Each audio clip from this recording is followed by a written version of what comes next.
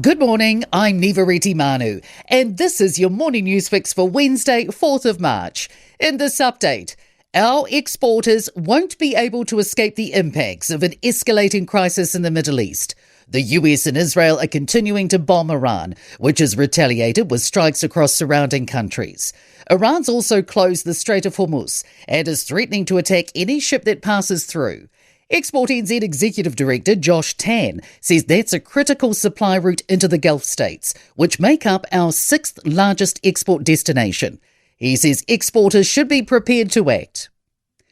Power companies will be forced to tell customers once a year what the cheapest plan for them is under new rules being introduced in late October.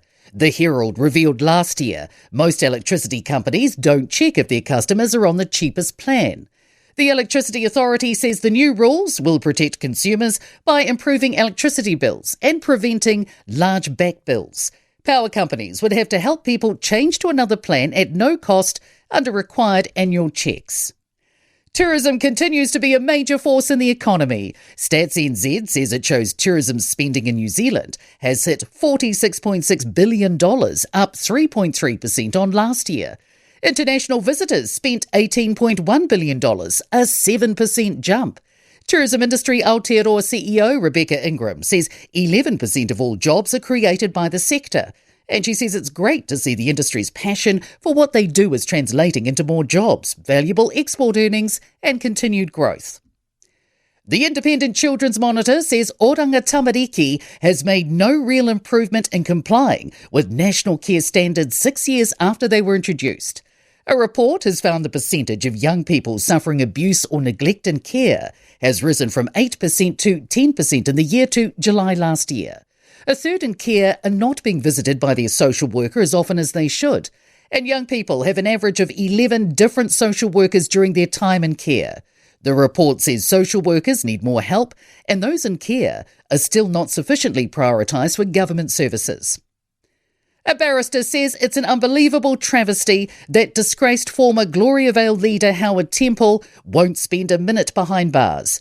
The 85-year-old admitted indecent offending against 6 girls and young women over 2 decades, but he successfully appealed his 2-year prison sentence, instead serving home detention. Barrister Brian Henry says Temple has never shown remorse. The police minister thinks he'll tick off his promise of 500 new police this year, 12 months behind schedule. Mark Mitchell says he won't compromise on quality, but with a new training facility in Auckland and strong interest from potential applicants, he's hopeful. In sport, golfer John Rahm has accused the European Tour of extorting players in explaining his refusal to join 8 fellow LIV competitors who signed a settlement allowing them to contest tournaments on both circuits. New Zealand Rugby League Chief Executive Greg Peters is exiting after almost 8 years at the helm and with 7 months until the World Cup. 19-year-old wildcard Oliver Dunbar has caused an upset win on the opening day of the New Zealand Squash Open in Christchurch for the 2nd year running.